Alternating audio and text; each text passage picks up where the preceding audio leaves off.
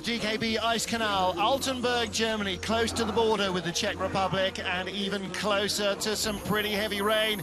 We're getting ready for the second and deciding heat in Wiesmann FIBT World Cup number 6 for men's skeleton. Hello everybody, welcome to a pretty saturated Altenberg in Germany. I'm Martin Haven and I'm delighted that in the booth alongside me is US slider Noelle Pikus-Pace. Now Noelle, in yesterday's women's race, the conditions were even wetter than this, but the men had a relatively dry first heat. Yeah, they did, which means it's pretty consistent throughout the runs. We actually still did see it slowing down consistently, but this second run, you can see the weather outside, it's raining, and it's going to make it interesting for the second heat nonetheless. Germany's Frank Rommel lies in third place. He's got the junior world champion Christopher Groth's hair breathing down his neck. And in front of him in second after the first of our two heats is Alexander Krökel. Now, Krökel was on the podium in this race last year in third place. And he is one spot better, but he is chasing last year's race winner, Martin Stukers, again showing everybody how to slide this track. Yeah, he had a great run, very good form, and here is Martin Stukers. He has just been unstoppable. He had such a great run. His speed actually wasn't quite as high as maybe Frank Rommel's, but just such a good run. He was off second, which could play a part in how well he did, potentially, because the rain did start to fall, and in the second heat we'll see, because the rain is continuing to fall, and so he's going to go off last. Well, he will go in whatever conditions nature's throw at him to try and defend his lead. You see him there with everybody else making final adjustments to the sled. And the runners, as you can see there close up, not like an ice skate with square edges, they're rounded, and they're not flat to the ice either. No, they are round, and there are runners for every single track that we go on. Every track in the world is different. Some have 19 curves, some have 13 curves. This track here has 17 curves. So every track is different in length, different in vertical drop, maximum grade. We're going to get a view of this track right here, give our spectators a view of what it's like to go down on a skeleton sled. This is the start. It's very long, one of the longest in the world, which makes it really hard to gain speed down the track. You have to, that start is so critical. You have to push as hard as you can. You run, you jump onto your stomach. Coming into curve 2 here, you want to be left. Now when we talk, as we get into this race, we're going to talk about getting in early or late. Early typically means you want to be the direction that it's going. So here's curve 3. Curve 4, you want to be on that right side. So it's a right hand turn. It's really tricky. You're going to want to have to steer with your toes. You're going to see the athletes putting their toes out. Curve 5 right here, we're going to see a lot of athletes either gain speed or lose speed. This is called the labyrinth. Going into curve 6, 7, and 8. Every track in the world is required to have a labyrinth where it switches from one direction to the other, left, right, left. Curve 9 into the long straightaway before Kreisel. Now Kreisel means circle in German, and we are literally doing a 360-degree turn here. It's easy to get lost, easy to lose place of where you're at. You can tell he's still in this curve. Coming out, you want to be on that right side wall going into a left-hand curve, and the left side going into a right-handed curve. You just kind of want to put yourself in a good position for the next corner. A lot of times you'll see on a track when you make one mistake, it's not because of the corner that you're necessarily in, but because of a curve from before. Right here, coming into curve 15, 16, and 17. These are the finish curves. This is a very high-pressure curve. You're going to see the athletes drop their heads down. It's very hard for us to keep our heads up throughout the whole curve, throughout the whole track. There's a lot of speed, a lot of pressure. And a breathless 60 seconds or so to get down the track, 61, maybe 62 in these weathers. In this weather, Noelle Pikus-Pace just talking you through the run on which she gained a bronze medal yesterday. Our start list features the fastest 20 athletes from 23 who started Heat 1. They go into the second and deciding heat in reverse order of their first heat performance. So last off will be the current leader, Martin Stukers. So they go last to fast in the 20. You can see there the race director in the blue jacket. He's been recutting the grooves at the start. The right-hand side one was kicking athletes a little sideways. He's been trying to straighten that up.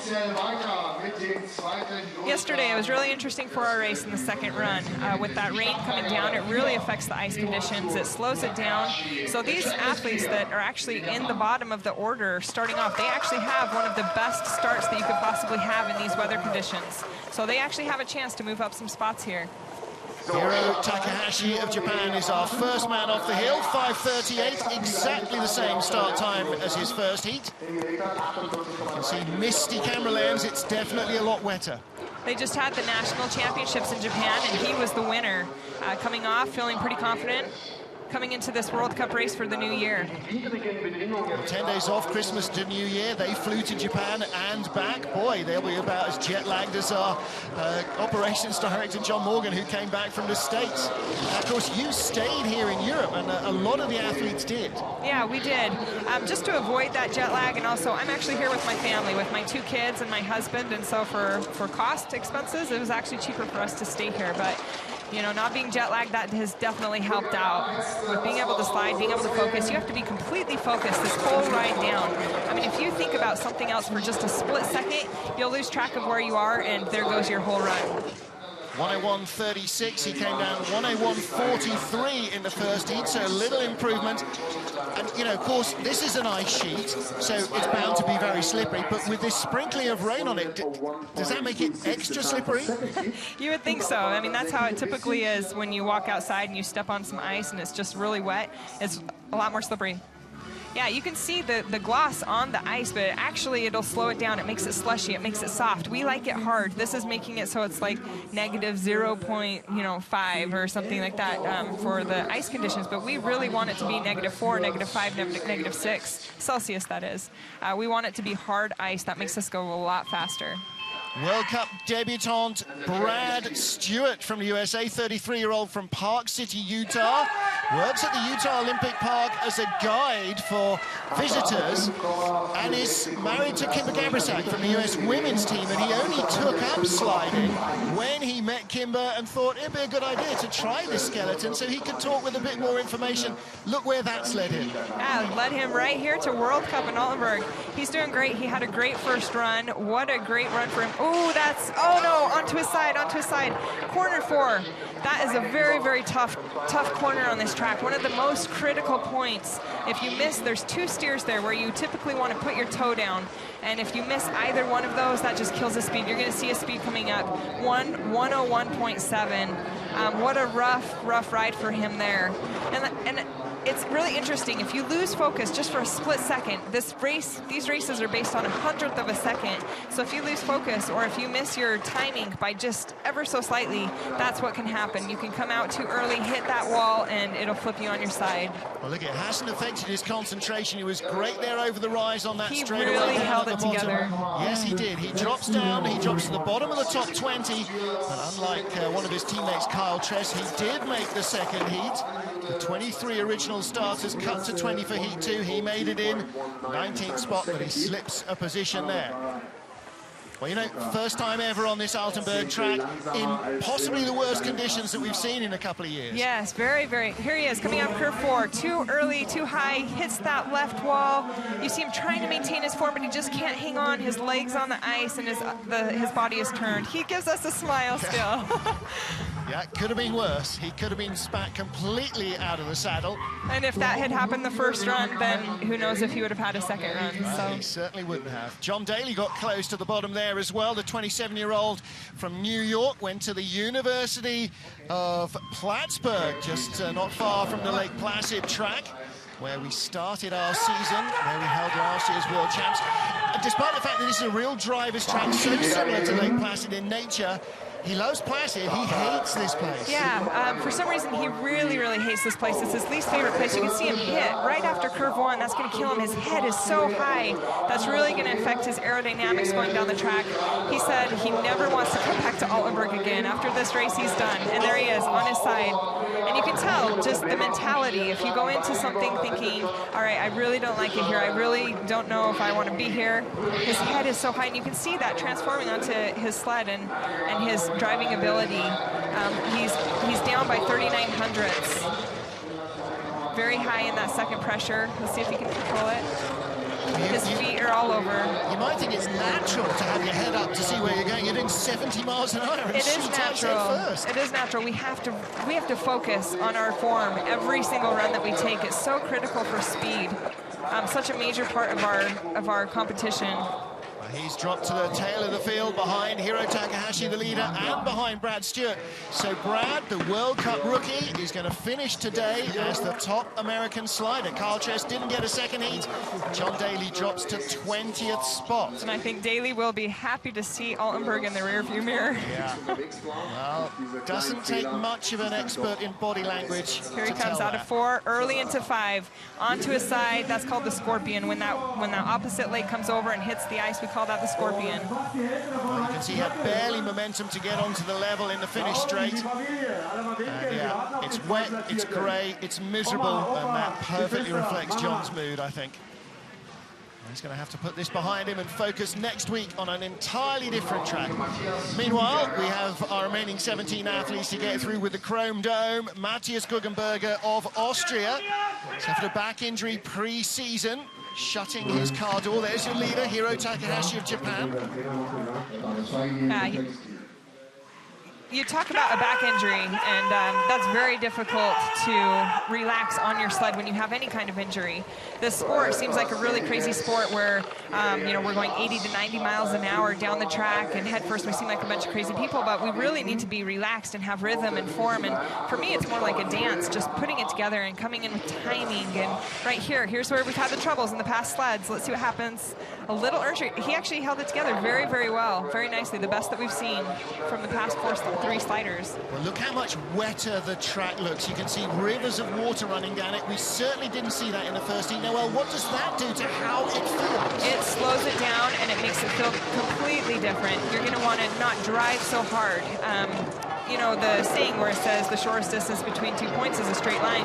Sometimes in skeleton, we don't want to take the shortest point because that means that we're driving it way too hard for the ice conditions. And when the conditions are like this, you want to do the least amount possible with getting yourself exactly where you want to be. 6/10 up on Hiro Takahashi and moves into the lead by 3/4 of a second. Considerable lead considering it's a 100th of a second, you know, based on a 100th of a second. He comes down in 60.88 seconds. His first run was 61.1, so 3/10 of a second quicker.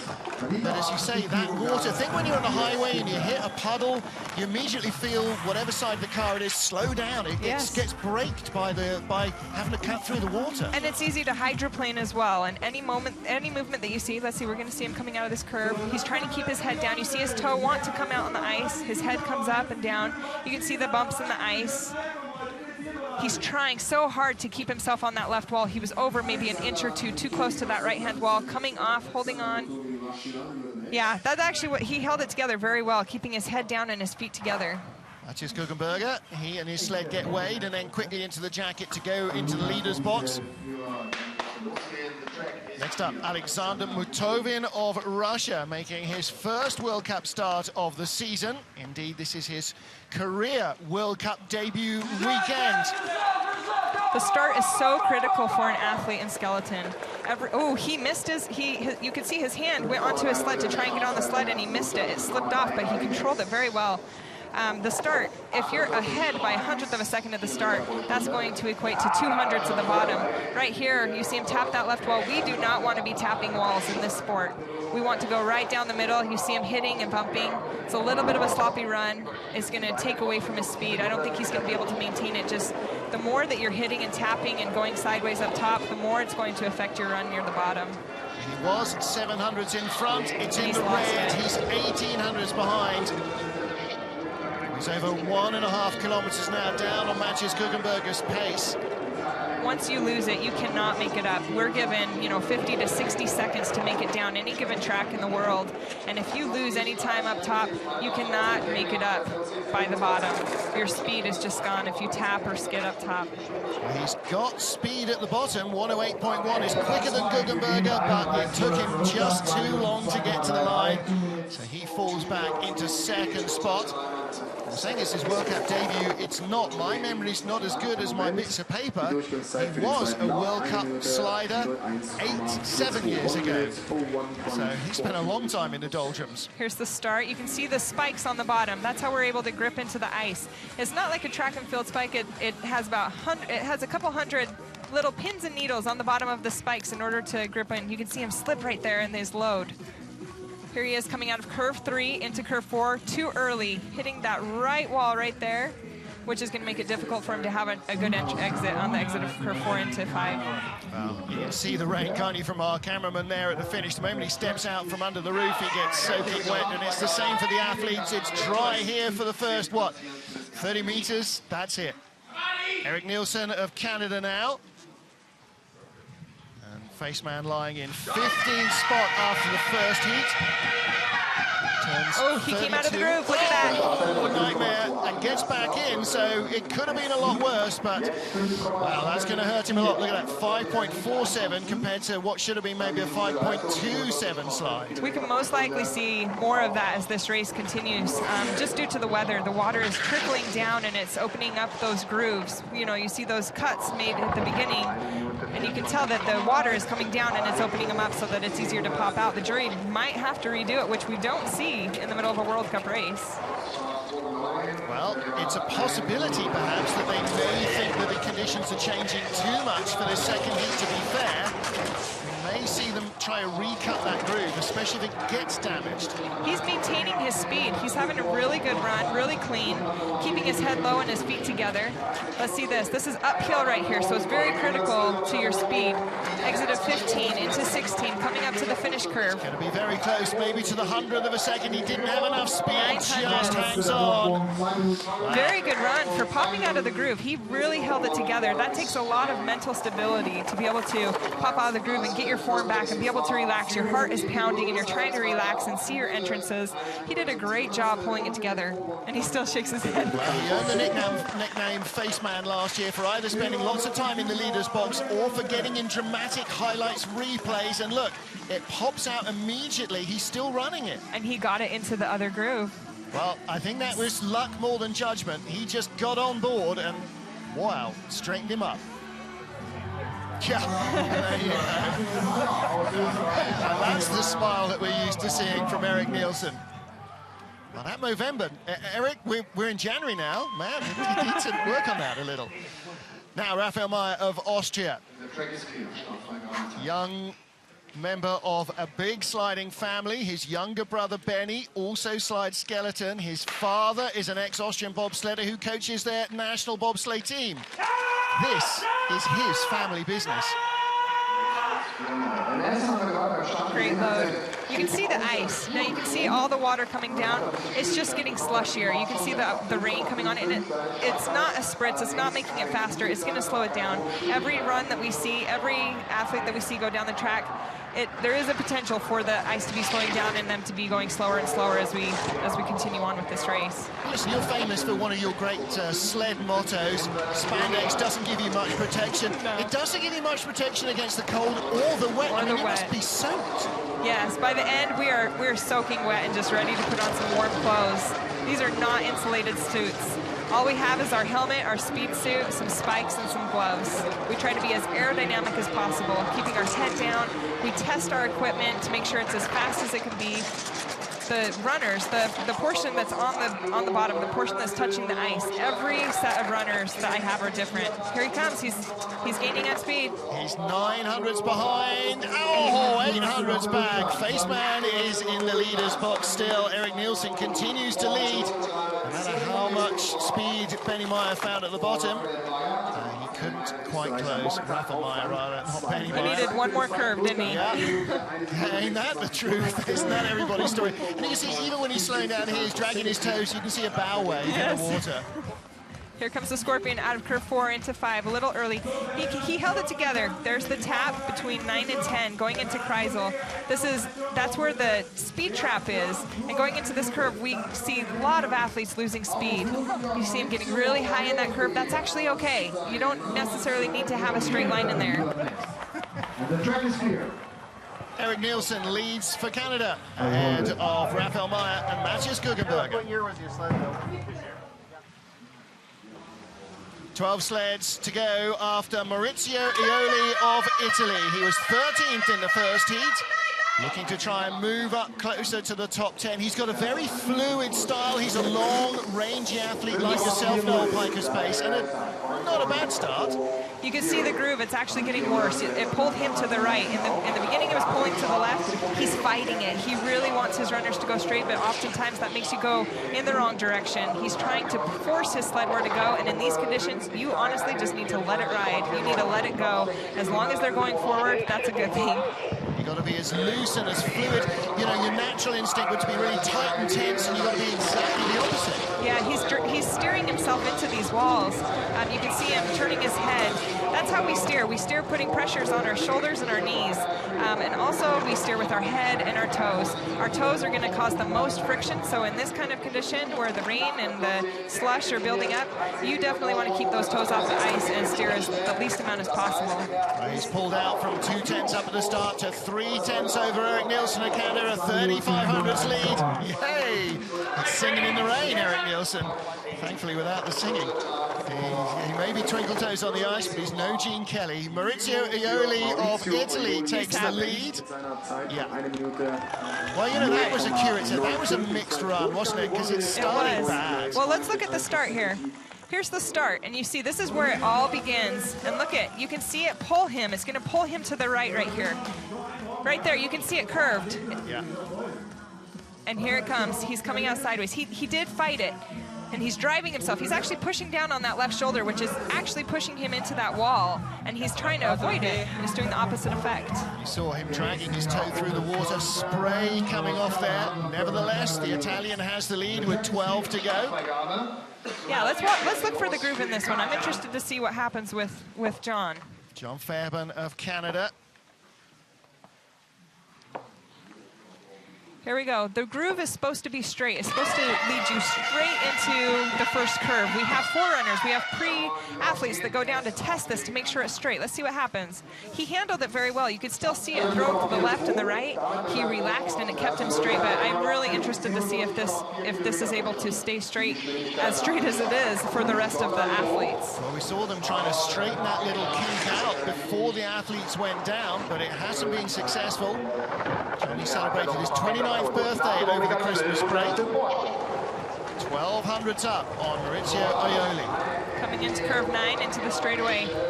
His head's a little bit high. He could lower it a little bit to gain a little more speed. Every 100th counts. A little more speed than the Italian, so he may be able to open up the gap. 101.3 on the exit for Aioli. 101.1. This is going to be very close. Ahead by 1100ths. He had a great exit, though. I think he's going to maintain it if he can stick it here. 108.6 the Italian, 108.9 for Johnny Fairbairn, nearly 1300s up. Now, these last three corners, you can win or lose a race on those as well.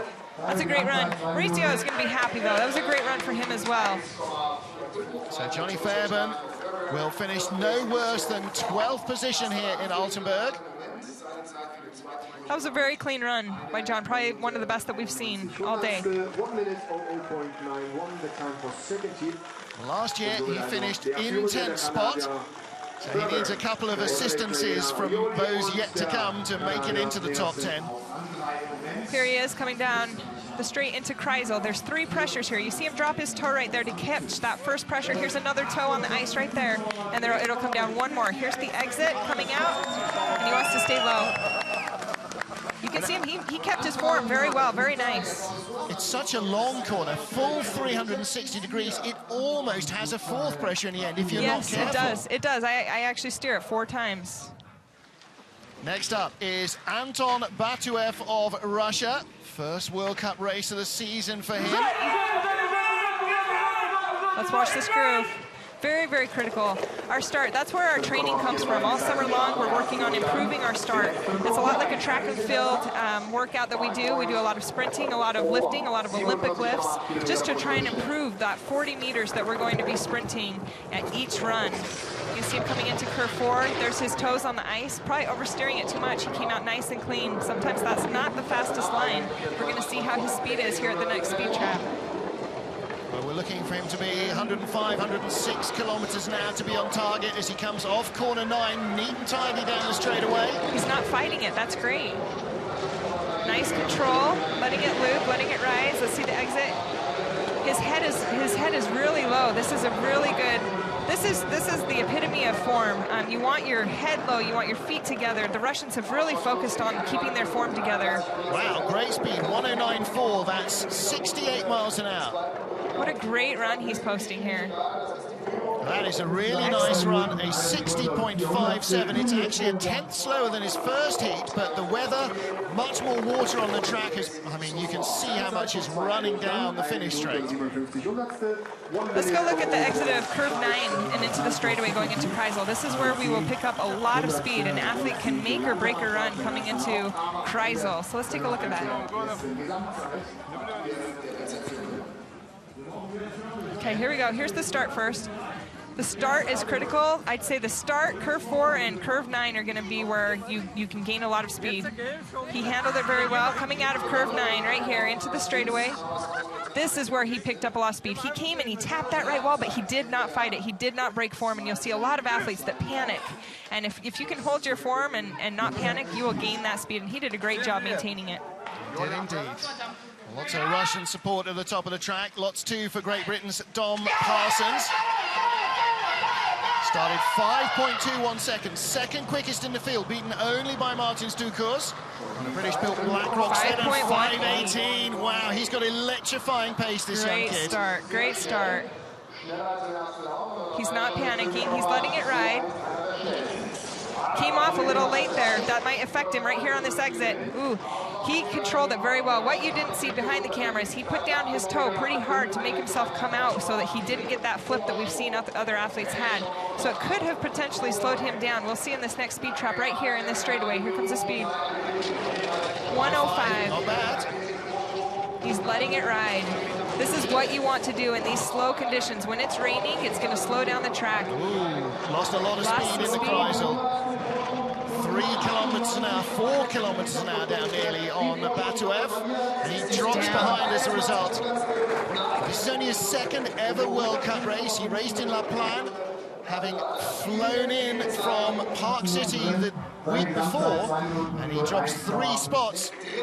So his top 10 finish will receive, well, will need some assists from the runners still to come. Yeah, we saw some interesting things happen with the women's race yesterday.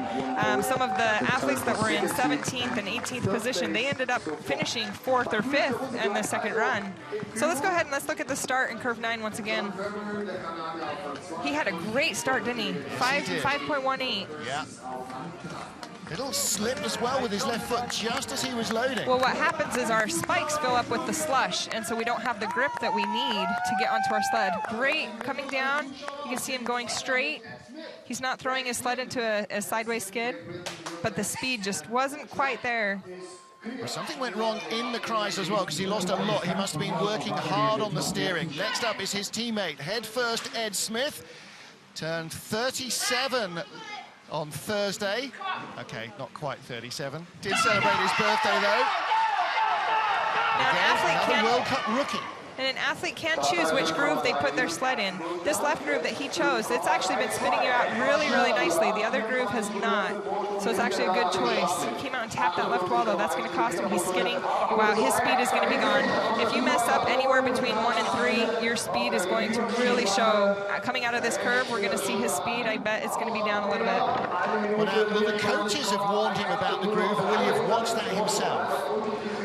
Sometimes some athletes will watch it. Some athletes just trust their coach's opinion and say, okay, I'll just stick with it or I'll change. Down by 400ths. That was a hard steer. Anton Batuev's great second run is working well for him. Only 104 Ks on. He'll be down in the 90s. No, he holds on to pace through the Kreisel. He's losing a little bit as we're going down.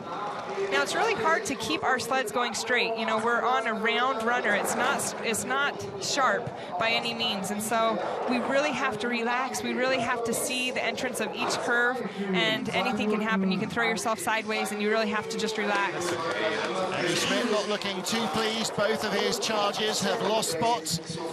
Ed Smith drops to 2nd place. Dom Parsons in 4th with 8 sleds still to go. So all 2 British athletes at the moment will be in the top 12. Here's the top. This is where the mistakes really compound by the end. Curve 2 coming out of 3, sliding off like that. This is not a fast line. You want to come out of there nice and straight. We had the same issues with the women's race yesterday, and we saw a lot of mistakes made. More rain, more water, slow track. Anton Bachaev of Russia, our race leader.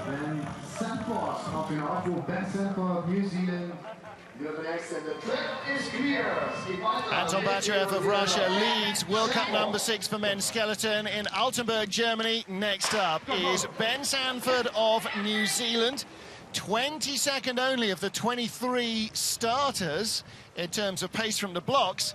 Came down 8th fastest. That's what a good driver this guy is. Yeah, he's very tall. It's very hard to have a fast start on a long start like this. He's really improved over the years. He's been around for quite a while. Nice straight line. The experience really shows in these weather conditions.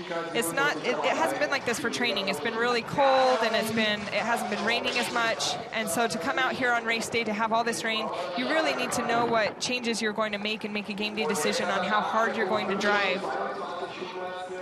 As you say, 33 years old, plenty of experience. 6'6", 205 pounds. So he's pushing a nice light sled. And he's got lots of weight to keep him going down the track. 106.4 clicks going in. That's the fastest we've seen in the run. But he was steering. All of it drifted away. He was steering really hard in Kreisel. You could hear it. You could hear his toes dragging on the ice. And in these weather conditions, you really need to lighten up your steers. He's losing it, and that's all a result from Kreisel. That's all a result. Speed. So can he add another 10 to that at the bottom? No, he doesn't. Yeah, you read it much better. 900. 60.81 seconds. And again, look at the river running down the track towards him as he comes up through the slush. He was gaining going into Kreisel, and just too much steering, too much toes on the ice, too many toes. He lost his speed going in there, but he still held on. He still maintained it. Here he is going into Kreisel. You see that toe come down, which isn't a bad thing, but it's right here. It's the second and third steer right there. He drug it too much, and then right here he really steered too hard coming out of that curve, which lost him his speed. Well, they're like big flippers, aren't they? He's trying to keep sticking out there. Yeah, tough run for Ben Sanford. Not bad though, That's not the bad. lead though, top 8 finish guaranteed.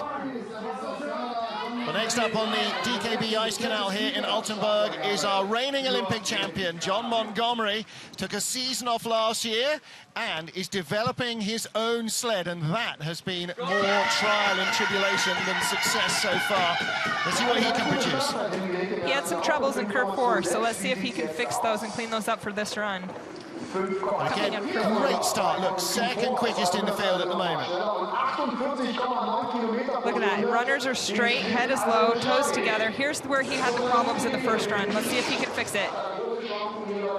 That looked clean. That looked nice. I don't know if it was too much, though. You saw his foot come up and then hit down 47 hundredths ahead. Maybe he was going for that karate kick that he saw the German girls doing. He didn't try it in heat 1, scorpioned on the exit. He's having an excellent run, and he's losing time. He's losing time. He might be overdriving. Look how low he is. You want to have a little more height than that. Ben Sanford, 106 Ks on the way in, 101 on the way out. That's getting a little wild. He's going to lose a little bit for that. Going into curve 11, too late. Top speed of the bottom. This is going to come down to 100th. Yes, it is. It's going to be very close indeed. Will he stay in front of Ben Sanford or go behind him? Wow, that's a big loss of time for John Montgomery. Kelly Forbes and Duff Gibson there. Duff said, hey, tidy up my resume a little, you know. Okay, there's the awesome Duff Gibson. Is that it? Yeah, that's worth a Glühwein, right? That is, that's worth it. Yeah, I'll collect next weekend in Koenigsegg. Here comes the exit of Kreisel. He comes out, and he's okay, but he's over to that left-hand wall, too far to the left. You need to be in the right, and you see his sled flip up. That's called skidding. His feet are everywhere. That's where he lost his speed. He tried so hard, but he needed to get over to the right-hand side of that wall. He needed to be in there early, and he got in there just too late, and you can see the coach's reaction. A full second to the 100th slower than his previous run. Some of that track conditions, some of that wild ride through 11 and 12. And you hear a bit of Brian Adams down the bottom to welcome him in. 6 to go here in Koenigsegg. I'm getting a week ahead of myself. In Altenberg, Germany. Kristen Bromley, first out the start shed. Partner Shelley Rudman is holding the sled for him. I'm Martin Haven. Alongside me is the woman who finished on the podium in yesterday's women's race, Noelle Piker's pace. Now, Kristen with a back injury, still top 6. This could be a good day for him. It's very impressive. Any kind of injury makes you tense up on your sled. It makes it hard to drive, makes it hard to relax. In a sport where we're going so fast and it's just kind of a crazy sport, we really need that relaxation and we really need to be focused. We can't be thinking about an injury. We need to be thinking about the next curve and where we're doing, what we're doing in each and every curve that we're in. Well, you've got to be Usain Bolt for 50 meters, and then you've got to be some kind of Zen Buddhist to just flow down the track then immediately. So how do you switch that on? It's really difficult. You know, your heart rate is racing and you're thinking about getting on your sled and all these things, all these distractions are going on around you, but just practice makes perfect. 3900s down to 27. You can see the feet flailing around. Similar entrance that we just saw John have into curve 11. He has a first round advantage over Ben Sanford of a couple of tenths. 108.5 speed. Wow, that's very good, and he's added to his first round advantage, well, only by a hundredth or so, a 60.71. Shelley Rudman applauds another top 6 finish for Kristen Bromley this season. He needs 3 this year to guarantee funding from the British Lottery, and that goes a long way towards that. That is his 3rd top 6 finish. That's what Shelley got out of her sickbed to try and gain yesterday. Her second heat was a nightmare. She dropped her teens. Yeah. Well, let's take a look at the start. Look at his feet. You can see the brush spikes are what are making it so that we can push off of the ice. It's not like a tennis shoe. I mean, we have to have something on there that will grip into the ice, but it's hard in these conditions because it fills full of that slush. You can see him steering in here, not too much. He's letting it rise up, which is what you want. It's actually gaining some speed. And he has a bad back, and he's able to do this in a top 6 finish. Very impressive. Very good. Here's the man who finished in the silver medal position on this track last year, Thomas Dukurs. He lies 5th after heat 1. He's a long way off the lead. 5:18. That's a great start. His previous start was a 29, a 5:29. I guarantee he's going to move up a spot or 2. I guess I shouldn't say I guarantee, but I'm pretty sure he will. Yeah, curse the commentator. It'll be out there hanging over his head. I'll tell him later that it was your fault. 0.37, the lead now 0.57 over Kristen Bromley. The Latvians have really focused on perfection. They've come together, and just in listening to Martin's talk, and he says, well, I want to fix this curve, and then I want to fix this one, and they work on their form. His head is low. Look at his feet together. Even when he puts his toes on the ice to steer, he's bringing them back together. Thomas and his brother Martins have really figured it out and are really going for perfection. Top speed exiting the Kreisel, 103 kilometers an hour, 109 at the bottom, superb. Excellent, excellent form, excellent. His runners are just straight. What a great run. That's going to be very, very tough to beat. 59.92, very good run. Well, that could well put him in with a shot at a medal again. That's only a 1/10 of a second slower than his first heat in much wetter conditions. Well, his first heat, he didn't have a great start. He did have a great start here and handled the speed well. Yeah, I would be shocked if he does not move up. That was about as good as it gets. I'm banking on a top 3 performance by Thomas Dukurs. That was excellent. Look at him. Look at those feet. They are together, and his head is low. His arms are in tight. Going into this curve, you can barely even see him driving. Most athletes, you see their knees coming up, their feet going apart. He just really held it together. Speed of 109.3. I have such admiration for him. He's the older of the 2 brothers. Imagine being a sprinter and being Usain Bolt's older brother. That's where Thomas Dukurs is. He's our race leader with 4 to go. Junior world champion Christopher Grother of Germany, 4th after the first heat, 3rd of 3 German sliders, all chasing the race leader. Can he get in among the medals? Look at the leg speed. Martin Haber with Noel Piker's pace alongside me. Noel, he's got a good start and a bright future in front of him. He does. He is a promising athlete. Their German program is very, very strong. They have a very large depth of field and great athletes, sprinters and drivers. They really do have a great program. He's just won the Junior World Championships at the end of December in Eagles, Austria. That's where we go at the end of our World Cup run in Europe. He's 0.04 of a second back on Thomas Dukurs, having started 2 tenths in front of him. Great lines coming out of the straightaway. You see his runners are straight. Even though he drifted to the right and came back to the left, that's okay. He didn't panic. He is driving a little bit here. It's pretty straight line. You're not rising and falling as much with the others. Down by 39 hundredths. Wow, and he's lost a lot of speed. Dukurs was 103 kilometers an hour. That's nearly a mile and a half faster. And again, still 3 clicks down. It's a full mile an hour slower. He's dropping to second, maybe to third. No, he hangs on in front of Christian Bromley. But Thomas Dukurs leads the race still. He edges closer to that podium. Well, one of the 3 Germans has stumbled. Will the others let Dukurs get by them as well? Yeah, well, there goes a German sweep. Yeah. Well, I think Thomas Dukurs put paid to that, even if Martins doesn't, his brother, who will go last of all here. And the brothers were first and second last year. Little skid there. Right there, he lost some speed right there, coming out of Kreisel. His sled tilted to the right. You can see it, his runners were not parallel with the track. You can see his disappointment. Well, oh, he smiled. There's a smile. Always good to see disappointment when a runner hasn't had a perfect slide. Frank Rommel of Germany now finished in 4th place last year, off the podium. He had the best speeds in the first run. Let's see if he can lay it down. In the first run, he had speeds of 112, which is a full 2 kilometers an hour faster than any other sled. Well, he called himself the old man of German skeleton last year when he was just 27, because he had 2 rookies with him. He's got Alexander Krökel, who's now a second-year slider, but is only 22. Christopher Grotehair is only 20. He improved his start by 0.05 of a second. That should help him down the track. The top of the track is just so critical. He is staying straight, he's staying low, getting a nice early entrance into curve 4. This will really help his speed at the bottom, and a great exit into curve 5. He's going to have a good run here. Well, really fluid, as he was in the first heat. 0.08 of a second up, though, from a near 1/4 of a second first round advantage. Yeah, his form is very comparable with the Dukurs. They really focus on keeping their feet together, their head down. If anybody wants to learn how to drive a skeleton sled, you need to take a look at these guys, because, I mean, look at this form. And he's the only one that has beat Dukurs all year. Yeah. He was 3,100s up over Thomas Dukurs from Heat 1. He's now back to 2,700s up. The gap is growing. 1:10.7, best speed we've seen. He will go into the lead of the race. He will take a medal here. That's a big run. 59.85 from Frank Rommel. That puts the pressure on the remaining 2 sliders. Well, Noel, wind, rain, foul, and frosty conditions, doesn't matter. Still the cream is rising to the top. The race must go on. And yeah, you see the same athletes that have been doing well in the past are still coming up and posting great results. And I think a lot of that comes with experience. You know that ice conditions make a difference. You see him coming off a little bit high. This is where a lot of athletes have had trouble. He sticks it. He pins his shoulders to that sled. He keeps his feet in tight. He lowers his head, where many inexperienced athletes will raise their head up thinking they need to see where the problems are.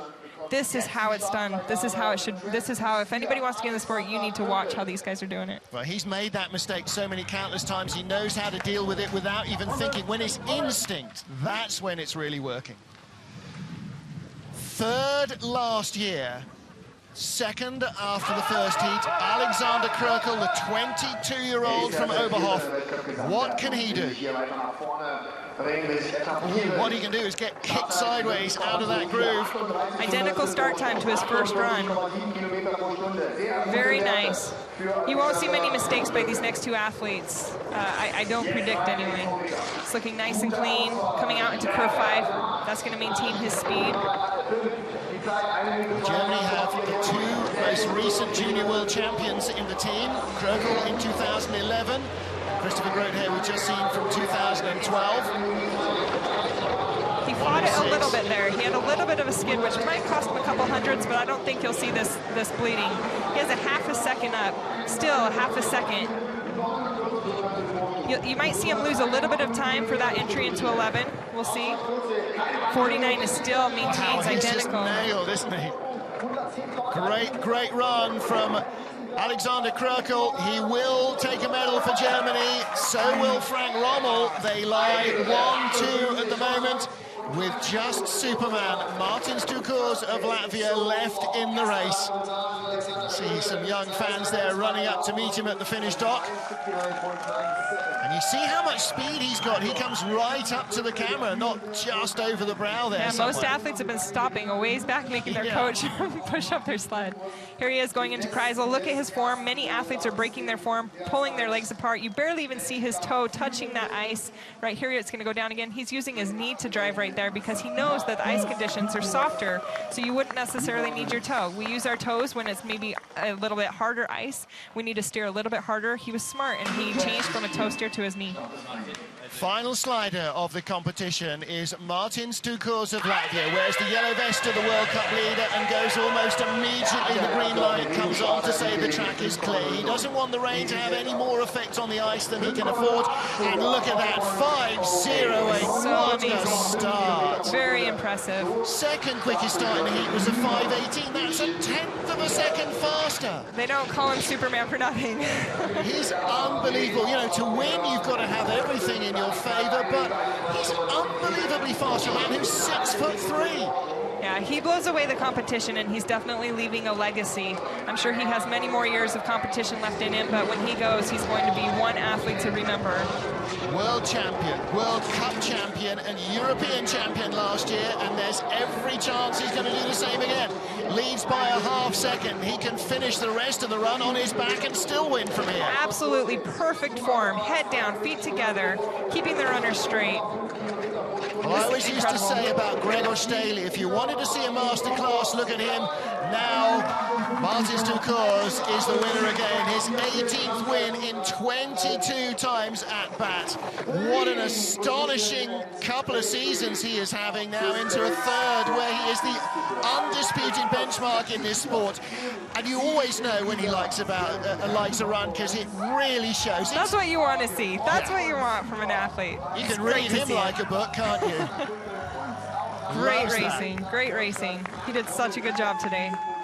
Victory at the DKB Ice Canal in Altenberg for Martin Stukurs. It's win number 5 of a 6-race season so far. And the only man to have beaten him this year, Frank Rommel, also on the podium.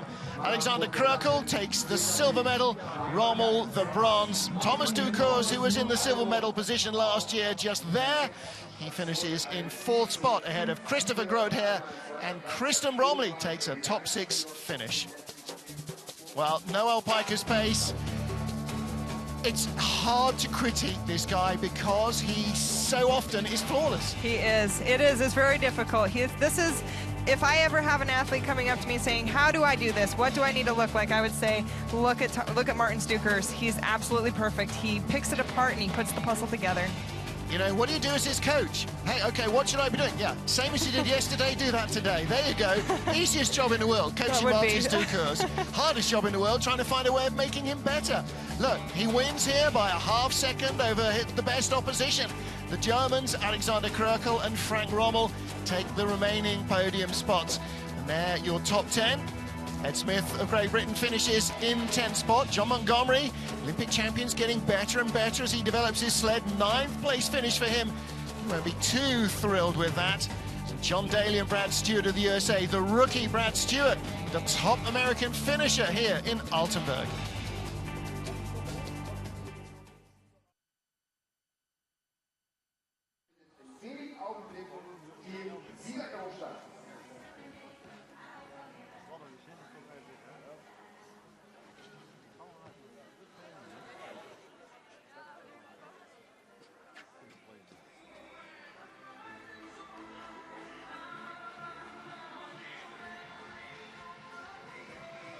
Die passende Musik für die heutigen Events.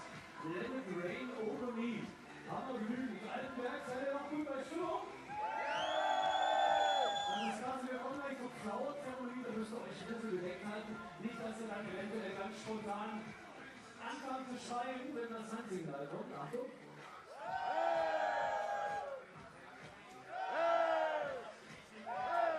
Sehr gut, also wir sind vorbereitet.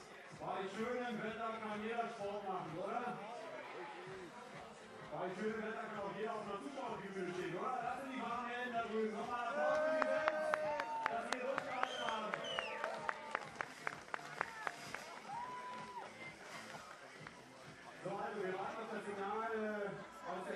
internationalen Regie an Übertragungstagen und das Team-Rules, der Fernsehübertragung so international, wie es noch nie war.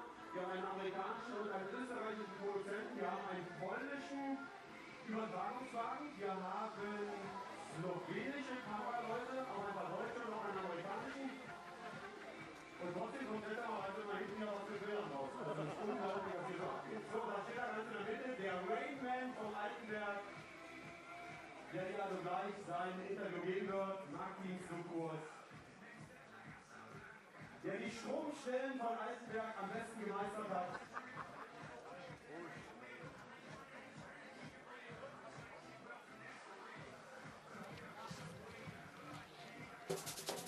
A grey and wet afternoon at the DKB Ice Canal, Altenberg in Germany. World Cup number 6 of the men's skeleton tour, and Martin Stukur still leads brother Thomas in the top of the overall rankings. Alex Krökel is in 3rd place ahead of Kristen Bromley, Dr. Ice, who is in 4th spot, picking himself up the order from 5th position.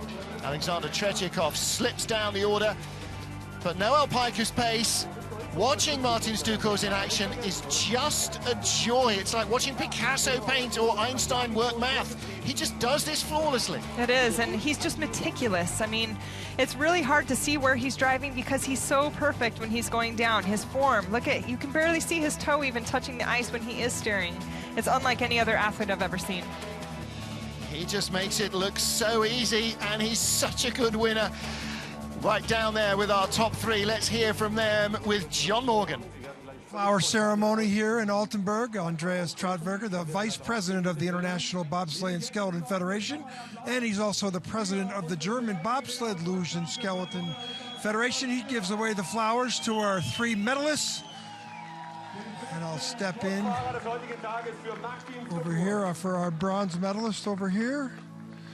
And Frank, bronze medal here. You had 2 good runs down the track. Great speed on the bottom.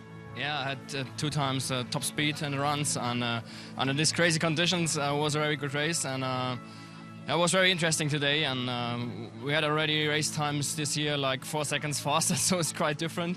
And but I'm happy now that the race is over and a good result. Go get dry. Great result. And Alexander, 2 good runs for you. Your second run, very consistent all the way down the track. Did you feel consistent? Yeah, it was a good run. The first run was also good, but today it was a hard race. The rain was so strong. But yeah, we made it. I'm happy, 2nd place. Yeah, next week Königssee, we will see. Congratulations. A good way to start the year for you. And Superman, here we are again. And did the start grooves cause you any concern, you know, because there were some problems in the start grooves in your second run? Were you aggressive? I don't know. It was my problem, or it was because of rain. But yeah, it was some problems. But I'm not saying that the workers are guilty or something like that, because this weather is nightmare for them, and they did pretty good job. And I would like to thank for all team and sponsors, and thank you very much. You've done what you've done for a long time. Great way to start 2013. Congratulations. Congratulations to all our podium finishers, and again, yes, congratulations to the track workers for keeping this track raceable for 2 days of near relentless rain. We have 1 more day to go here before we head next week to Bavaria, to the oldest artificial track on the planet, to Königssee in Berchtesgaden. And we look forward to rejoining the action there. Well, my thanks to everybody here from the FIBT TV crew. My thanks too for Noel Piker's Pace for joining us in the booth for great words of wisdom. I'm Martin Haven. Join us next time out on FIBT TV. And don't forget, you can go to the website fibt.com for all the information.